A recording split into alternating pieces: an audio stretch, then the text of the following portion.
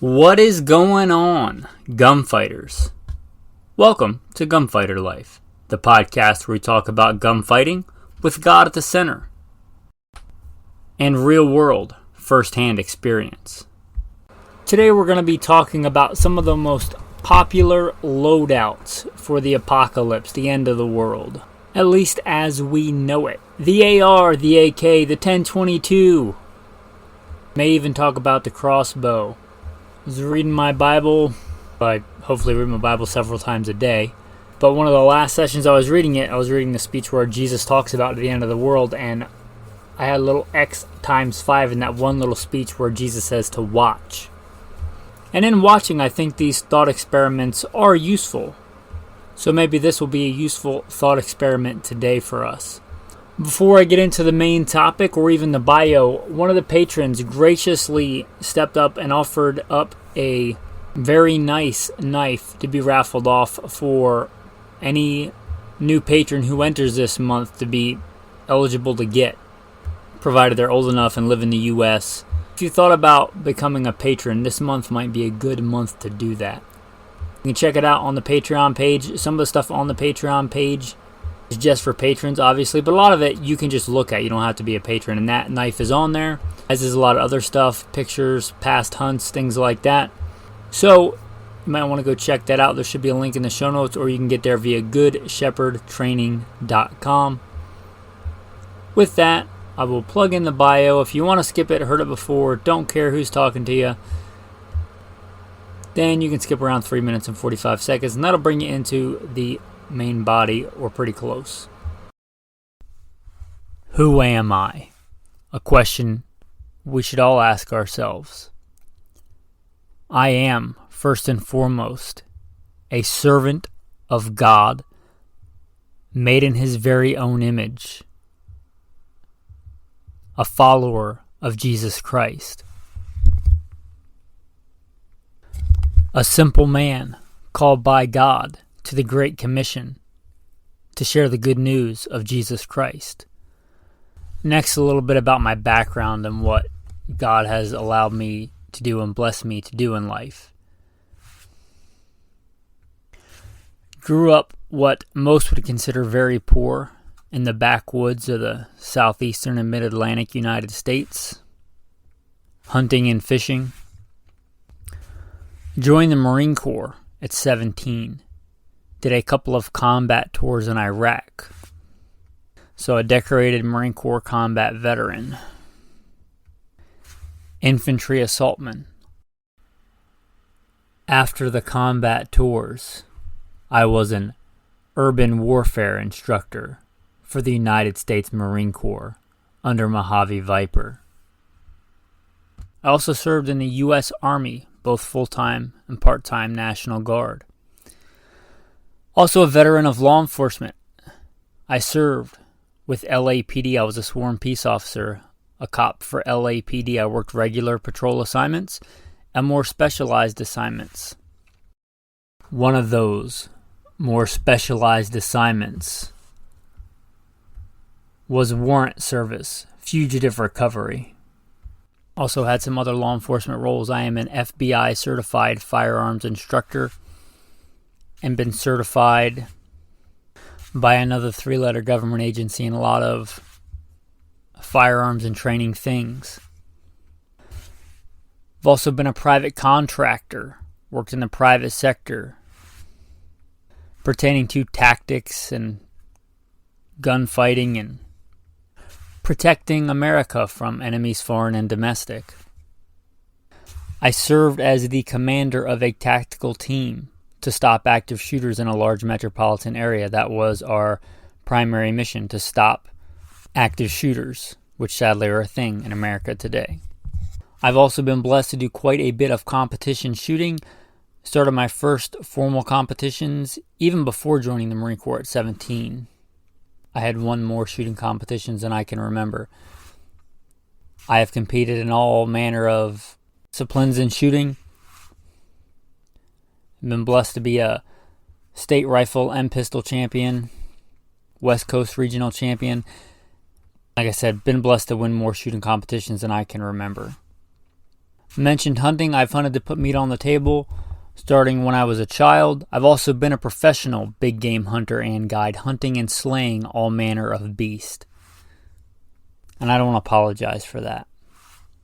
Humbled to be the host of 3 podcasts. Simple Man Sermons, Alpha Male Podcast, and Gunfighter Life. Obviously, as things not mentioned, I've been blessed to do many other things. But, again, first and foremost, I'm a servant of God, a believer and follower of the Bible, the Word, Jesus Christ. And I don't apologize for that. With that, let's transition into today's topic.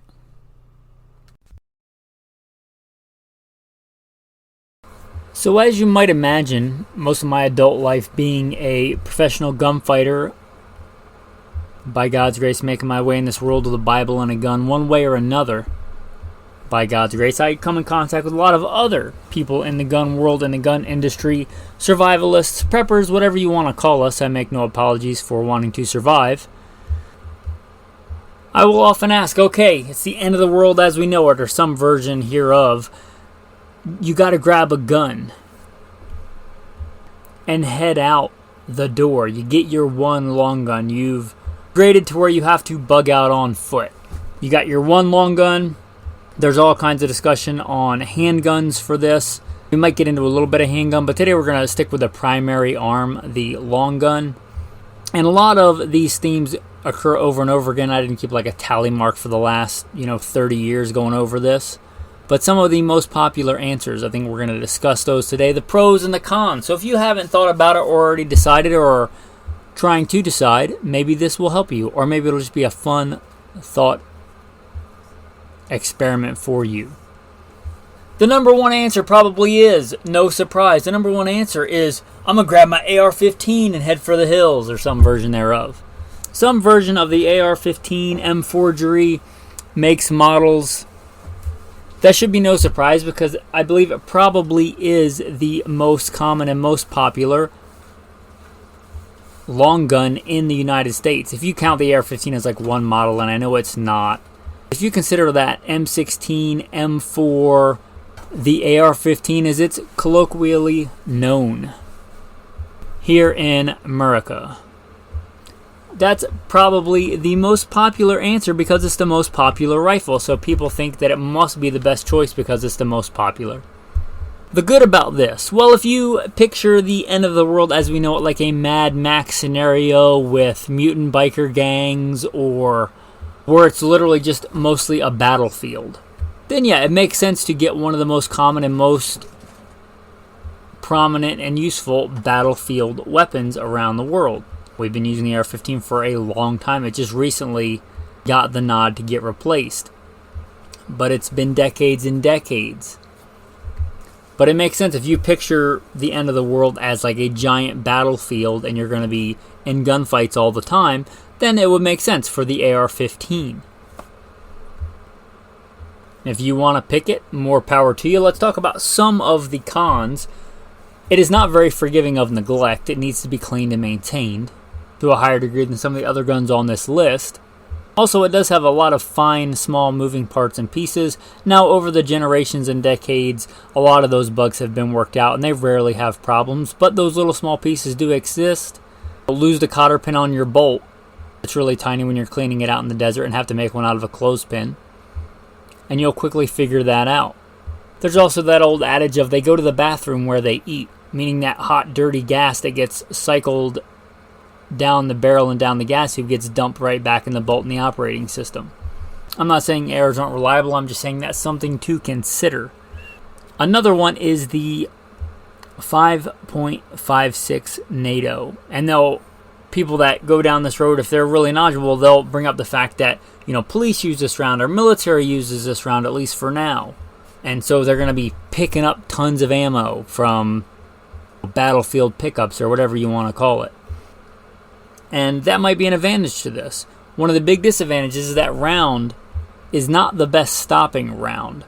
So if you're trying to put off a determined attacker, as we found out in wars in the last several decades, it often requires multiple hits. So yeah, you can carry a lot of ammo because it's light, but you generally have to shoot people multiple times with that round.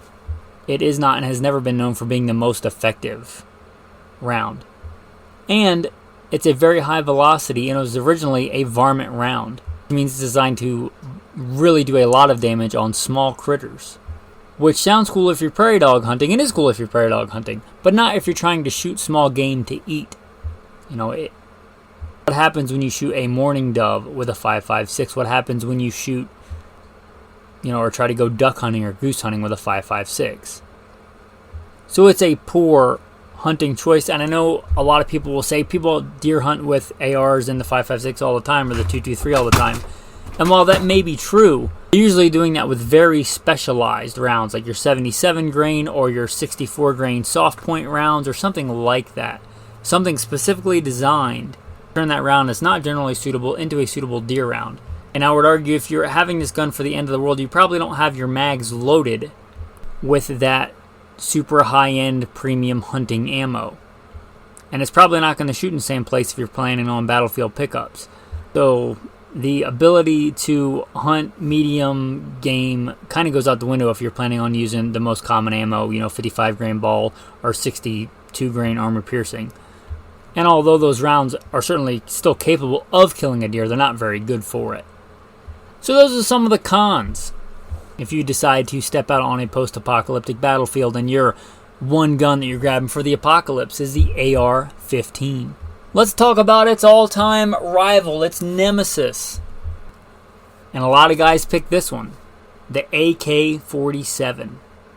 Again, people that pick this generally think of the end of the world as some kind of big battlefield scenario. And certainly there is no argument that the AK-47 is the most common around the world battlefield rifle, period. Full stop, end of sentence. There is no argument that the 7.62x39 is an awesome and probably the most intermediate of intermediate rounds, meaning it's a good all-around cartridge. It's got decent power, it's not crazy heavy, it's not overpowered, which means it doesn't have so much recoil that it makes it hard to get fast follow-up shots on target. The AK is known for being reliable. It is like the epitome of any repeating firearms reliability. It is simple, it is robust. It was pretty much designed for a conscript army of lightly trained, shall we say, forces, and the fact that it's been used all around the world and a lot of times by, let's just call them guerrilla factions that have little to no formal training and is used effectively, shows that it is quite an effective weapon, and it is very forgiving of neglect. Let's talk about some of the cons. Well, the iron sights are generally subpar, even compared to AR-15 iron sights. Even if you're talking about the fairly inexpensive but still good Magpul flip-up sights, at least they're a good rear aperture sight. You can get good hits with them. The AK sights are very crude. They have a very short sight radius, meaning the distance between the front and rear sight is fairly short. These were, as I understand it, and verify this for yourself, more designed as a submachine gun than an actual proper rifle, whereas the M16 was designed as more of a proper rifle replacement. So the iron sight's not great. One thing that makes the AK so, let's say, legit and formidable on a battlefield is its fully automatic capability. It's not really meant to be an accuracy tack driver, it's meant for volume of fire. Well, if you are a civilian and you don't have a full auto AK-47, you have a civilian version, that greatly diminishes the, let's say, suppressive fire capability. Plus, if it's the end of the world, you probably don't want to be spraying a ton of ammo downrange because you're not just going to be able to go to, Walmart and pick up another box. So there is that, and that round is really good, and with good ammo selection, not your Wolf or Tula Full Metal Jacket, but with decent ammo, with decent soft point rounds, it is a quite capable and I'd say even decent deer-sized game round. But again, just like the AR, you're probably not stocking that in your mags on your chest carrier, on your plate carrier. And the 120 something, it varies, 123, 124. Full metal jacket, steel cased ammo is not good for that. It does pull ahead on the AR in that it's a little bit better at penetrating usually barriers and intermediate barriers and things like that. ARs have a lighter projectile moving quite a bit faster, which has some advantage, especially as trajectory goes. But since they're going so fast and they're so light, they tend to lose their integrity, meaning they tend to break up on barriers. So if you're trying to, let's say, stop a vehicle, then, if I had to choose between those two weapons, I'd probably lean towards the AK. And although the AK's reliability is legendary, if you have a good military-grade AK, like a Polish or a Bulgarian milled receiver, or a really good one, they can be really nice. If you have a cheap, sadly American-made, they tend to be some of the worst ones, or some of the really bad, Century Arms imports, they are not reliable, and they border on being quite a bit worse than the AR as far as reliability. So don't just think because it looks like an AK that it is the same amount of reliability and robustness as a true military AK does. Next, we got the guys that often call it the main battle rifle, and I'm going to lump these all together. You got to have a 308 main battle rifle back when men were men. You had to get a shirt one size too big to fit all your chest hair in there because it was just so manly. You just wipe down the main battle rifle with pure testosterone to keep it lubed and going. Right, the 308 battle rifle, I'm talking about your FAL, I'm talking about your M14, your civilian version M1A, I'm talking about your SCAR 17, whatever you want to call that. A lot of people call it the main battle rifle, and a proper rifle round, not an intermediate rifle round, but a legit full-powered rifle round. Usually 308, 7.62 51 NATO. The pros, it's a great round. We talked about, often in the last several conflicts, people needing multiple rounds to be stopped with a 5.56. Well, I'm not aware of anybody teaching double taps with a 308. So although you can carry less ammo, if you make a decent hit, it should be one and done. Also, we talked about barrier penetration and stopping vehicles. Well, that's going to pull ahead, in my opinion, and probably backed up by physics. If you're trying to stop a vehicle, I would definitely go 308 over either of the previous options, the AK 7.62 39 or the 5.56. It's just a better round for that.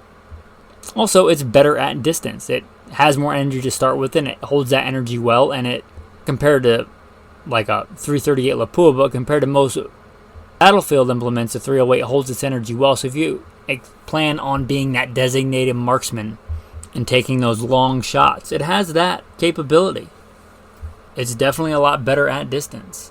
The 308 7.62 51 is and has been kind of the standard go-to sniper round. I know there's other specialty stuff, but the majority of it has been that, and has been that since, I believe, Vietnam. Is it the best long-range round? No, certainly not. But again, it's better than most of the options we've talked about so far. Now the cons. Most of these are crazy heavy.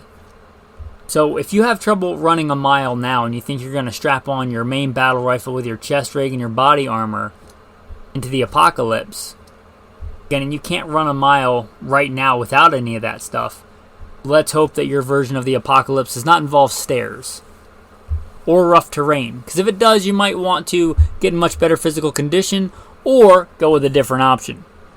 But seriously, I do think that good cardio and good physical fitness is far more important than whatever, any of these options. I would rather take the fit and shape guy with any of these options. But they are heavy, and the ammo is heavy, and the magazines are heavy.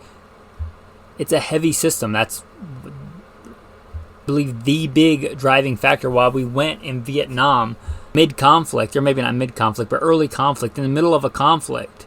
We went from the M14 to the AR-15, the M16, rather, because it is so much lighter and handier, and you can carry more ammo. I would say that we've got to one that's on my list. It wouldn't be my first, it wouldn't be my second, but it would probably be my tertiary. My third choice would be my Scar 17. I love that gun. It was my go-to duty rifle for a while, for my go-to rifle from anything from kicking doors at 0-yard distance out to designated marksman rolls. It's a fantastic rifle. It's probably by far the lightest on the list at 7.7 pounds. But still, it's not my first or my second choice, I don't think. And talking about that medium-sized game, or even large game, even elk, even things like that, the 308 will do fine. The 308 is a good all-around round, perhaps the best. Intermediate round, but full-powered rifle round. Maybe the best of all time. So you've got that going. And I got to talk about one that I think really borders on the ridiculous, and that is the crossbow. If you can't tell, I'm rubbing my head just thinking about talking about this. But I think I have to, because a lot of people get their ideas of the apocalypse by Hollywood. And as cool as the Walking Dead show was, at least for the first 1 or 2 seasons, as cool as a bunch of those other apocalyptic shows are, they often pick guns because, let's be honest, they look cool, or weapons because they look cool. And a crossbow looks cool. It's a cool looking weapon. It is totally impractical. They are fairly quiet. But here's what you never see on TV. They take a ridiculously long time to reload. So in any kind of armed conflict, you basically have a single shot bow. You have an arrow. Is there any kind of conflict where you can think where you want an arrow? And yes, you can make really long shots with a crossbow if you know the exact distance and you know the exact wind call and you know all your holdovers and all that stuff. That's generally not how gunfighting goes down. They look cool in Hollywood. They are a horrible choice. And you think you don't run out of ammo, but any kind of modern crossbow is far too powerful to use wooden arrows, which means you have to have carbon fiber arrows, or maybe aluminum, but aluminum's kind of been phased out. So carbon fiber. And a carbon fiber arrow is generally harder to make than ammunition itself. So that whole never run out of ammo, you certainly do. Ask any hunter, a lot of times when you shoot your animal and you even hit your mark and it's a good shot, a lot of times that arrow is finished because it'll snap off the animal's ribs or his legs will snap it. It will splinter apart, so you certainly will run out of ammo. Now, let's talk about another one, not as ridiculous. The 22. And by far the most common 22 is the Ruger 1022. I was just shooting one today. I was making sure it was sighted in, which it wasn't when I swapped out the front sight for a fiber optic front sight. First rifle I ever bought, Ruger 1022. I was just dry firing with it tonight. And I bought that thing before I was even legally allowed to buy a gun. I had my mom buy it for me. A long, long time ago. And I was literally dry firing with that same rifle tonight. And I was shooting a different one, my breakdown, my takedown. I was shooting that today, making sure it was sighted in after I swapped out the front sight for a fiber optic, which it wasn't. Anyway, it's by far the most common. For a long time, there's a rivalry between the Marlin Model 60 and the Ruger 1022. That's still a good platform, but them getting bought by Remington and then going bankrupt and then stopping making the Marlin Model 60, maybe they'll make it again sometime. But it's pretty much been settled. The Ruger 1022 is the de facto 22. So let's just talk about it. Standard 10 round capacity. They do make much larger magazines. They even make Ruger Factory 25s. Even the Ruger Factory 25s, in my experience, are not as reliable as the standard rotary 10 round magazines. But let's be real, you're probably not choosing this for the firepower. Why would anybody choose a 22 for the end of the world as we know it? Well, it does have some surprising qualities. If you think you're just going to bug out, especially on foot, it is really impossible, unless you have like some kind of rickshaw, apocalyptic rickshaw or something, to carry 1,000 rounds of any of the other ammo we've talked about. But you can literally carry 1,000 rounds of 22 ammo in your cargo pockets. You don't even need a pack. You could throw a brick in each cargo pocket of your If you're going to bug out, you might as well look cool and do it in your multicam cargo pants with a set of aviators. You could literally throw that much ammo in your pockets. 1,000 rounds. It wouldn't be ridiculous to carry 2,000 rounds, and it wouldn't weigh that much. Used to be a standard brick was 500 rounds. You see bricks that are smaller and smaller and smaller. But let's just say a standard 500 round brick doesn't weigh that much. A standard little 50 round box is, I think, smaller than a D battery with 50 rounds. That's often the big redeeming quality for people that are going to choose this. They say, I could carry enough ammo to last the rest of my life. And honestly, you probably could if you're judicious with your marksmanship and your shots. You probably could. As far as 22s go, the Ruger 1022 is probably the most reliable semi-automatic. If there's one more reliable semi-automatic, I don't know it. They are very reliable. The 22, I've seen statistics, and check this for yourself, but I've seen statistics where the 22 long rifle kills more people than other rounds. And I don't know that I can quantify that or prove that, but it certainly kills a lot of people. So it certainly is deadly. Is it as deadly as, is it as potent or powerful as a 5.56 or a 7.62 39? No, it's not, but death does not come in degrees. If you put a hole through both lungs of somebody, they're going to live about as long as they can hold their breath. And if you're not there to patch them up, because you're probably not, because you just shot them, they're probably going to expire fairly quickly. All that to say that 22 can and very often is deadly. It's a deadly round. It is not to be underestimated.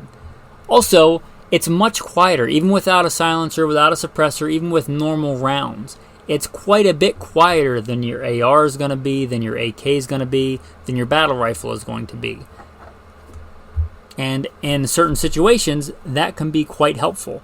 Also, it may not cycle the action, but Calibris, I do believe Calibri stands for Hummingbird, but the Calibri rounds are super quiet. Also, 22 shorts are super quiet. And again, they won't cycle the action, but as a single shot proposition, they're very quiet. And you can think of all kinds of apocalyptic scenarios where being super quiet and be able to shoot things comes in handy. It really shines in the small game aspect. Poachers certainly do shoot deer with 22s. It certainly has killed many deer. But it is not a great deer round, but it is a fantastic small game round. If you want to be walking through the wasteland with your bandolier o' gray squirrels around your chest, like a Neo mountain man, maybe the 22 is for you. It has a lot more redeeming qualities and a lot less ridiculous than it seems on the surface. It would be probably my second go-to. If the number one thing I'm going to talk about, I'll save my best till the end. Or I'll save my choice for the end. What's best for me, and it may not be best for you. But it would be my second. I do have one as an option that I keep in the back of my vehicle. Don't think it's very likely, but if I really had to bug out into the wilderness on foot, never to return, the 22 might get the nod just because I can carry a couple of 1,000 rounds of ammo. Also, not only is it light, the ammo that is, but 1022s are not heavy. They're a light, handy, and quick rifle that gives you fast follow-up shots. Now let's talk about some cons. Yeah, the 22 round might kill somebody, but it may take a while. Just like in any other defensive encounter, my goal is not to kill anyone. My goal is to, if I have to shoot somebody, to change their behavior, to stop them from doing bad things. If somebody has a fatal wound but it doesn't incapacitate them right away, they can do a lot of bad things in a few seconds. So, for defense, I'd certainly rather have it than no firearm, but I certainly would not call it the equal of a 5.56 or a 7.62 39, even if it is quite deadly. Also, even if the 1022 is 100% reliable, and it's not, no firearm is, not even your Glock 19, I'm sorry. But they all have a median round count between failures. They will all fail sooner or later. But even if we said that the 1022 was 100% reliable, and again it's not, The ammo is not. Rimfire ammo is much less reliable. It's made in bulk, it's made cheaply, and it's a rimfire, which is an inferior design. It is not as reliable. No, they can be quite reliable. I was shooting 22 handgun today doing some training, one of my standards, my accuracy standard, and I had the first failure to fire on a round out of my Ruger Mark IV that I can remember, period maybe, but it still had a failure to fire. Now, even your cheapest, crappiest Wolf ammo that I'm aware of is far more reliable for the AK than your good, I would consider like the standard good quality ammo CCI mini mags. They're far more reliable than the CCI mini mag, and they're quite reliable for a 22 long rifle round. That'd probably be my go-to. In fact, it is my go-to in that takedown 22 in my vehicle. So there's that. Now, if you've listened for any length of time, it's probably no surprise what the platform is that I choose. For me, if I had to choose my one gun, for me, it is a shotgun. For me, it is a 12 gauge shotgun. But really a 20 would be just about as good, and it has some advantages, lighter ammo. But when you say shotgun, the vast majority of the time, it's a 12 gauge shotgun. That is my de facto. If I had to grab one gun, no other information. I have a Scar 17. It's certainly better for some things. I have a Ruger 1022. It's certainly better for some things. But if you said tomorrow, peanut butter and chocolate is hitting the fan, you got to grab one long gun. You get your sidearm. You get your knife of choice. You get your pack, all your other stuff. But you can only have one long gun because let's be real, we're probably not carrying multiple long guns. I'm grabbing a 12 gauge shotgun. Why? It's the most versatile tool. It is the Swiss Army knife of long guns. It is the Leatherman of firearms, perhaps. It is the only thing that can reliably, and with the ability to eat it afterwards, take a quail or a mourning dove and also take out a grizzly bear. In fact, it's what a lot of guides use in grizzly country is a 12 gauge with slugs. Just by changing out ammunition. Yeah, I can shoot if the sights were decent and I had a really good shot, I could shoot a dove with an AK-47. But the whole point is because I'm hungry and I want to eat it. There's not going to be much left, I don't think. And yeah, I could take a deer with a 22 if I have a really good headshot and that deer is standing still or that deer is decent broadside to me. And I can't say I wouldn't take that shot if I were starving to death. But it's not a good tool for that. A shotgun is a great tool for that. A lot of times I'll take a shotgun for large game hunting even if I can take a rifle because in the terrain and stuff like that it's the best tool for the job. And buckshot is at most common defensive distances the best stopping thing, small arm round that we have, period. Even compared to the 308, which is very good. A full payload of double-aught buck or my favorite, 41 pellets of number 4 buck. That is a devastating round. But again, it's flexibility. I don't picture it being a giant battlefield. You're talking to somebody that's been a professional gunfighter most of his adult life. But still, the amount of times I've needed a gun to protect my life or somebody else's life, even going to war twice, is far, far less than the amount of times I've had to eat. Unless I'm fasting or something, I hope to eat several times a day. And for putting whatever food is available on the table, as far as birds and mammals go, the shotgun is it. And it's a great defensive firearm at close range. I've said this many times, when I was a cop, I had access to a lot of really cool weapons, especially on more specialized assignments. I had a full auto CAR 15. Sweet gun. I had access to Tommy guns, Thompson submachine guns that were still in the armory.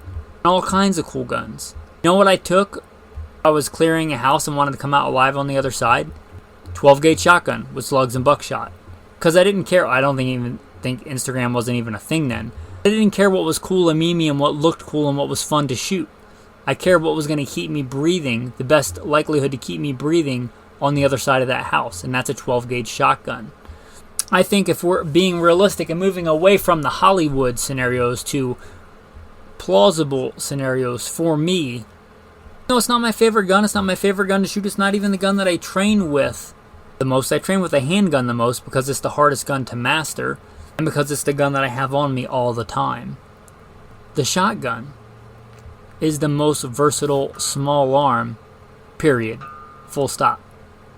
Now, let's be fair. There are some drawbacks to the shotgun. The ammo is heavy. Even compared to .308, the ammo is heavy. And you do give up range. I consider a good, accurate, and I'm not talking about a rifled specialty slug shotgun. I'm talking about a normal smoothbore shotgun with good sights, like ghost ring sights or a optical sight. 150 yard weapon. The slug is deadly way beyond that, but the ability to get good accurate hits kinda dissolves at 150 rounds. If you know how to hide and you know how to blend in the wilderness or in any kind of environment, it's hard to pick somebody out in a landscape if they're not silhouetting themselves or wearing like a white t-shirt. It's hard to find somebody 150 yards away. Try to picture somebody in the woods or in a city that doesn't want to be seen wearing neutral colored clothing 150 yards away. Don't plan on going into the apocalypse with a bright orange Hawaiian shirt. Anyway, that being said, to be fair, the ammo is heavy and you can't carry a ton of it. I certainly hope I'm not in a gunfight every day, but the ammo is heavy, and if I'm using it to feed myself, those rounds are heavy. That is a drawback. Anyway, for me, it's going to be a 12-gauge shotgun. Now, I have two that are my go-to. I've recently changed my mind on this, but if I had to pick just one, and again, I have no idea what's ahead, I think it's going to be the Mossberg 590S Vang Comp. There's one big reason for that. I generally like semi-autos over pumps, but the pump gives me the ability to fire mini shells.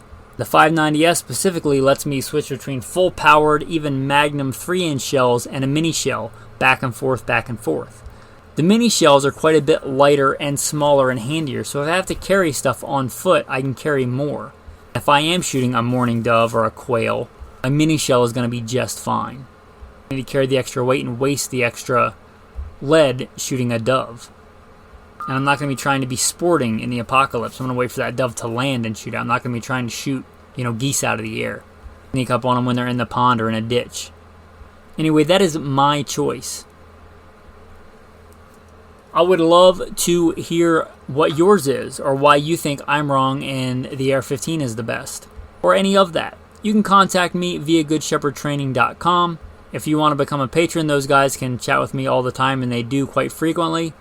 I'm very humbled and blessed to be a part of their group.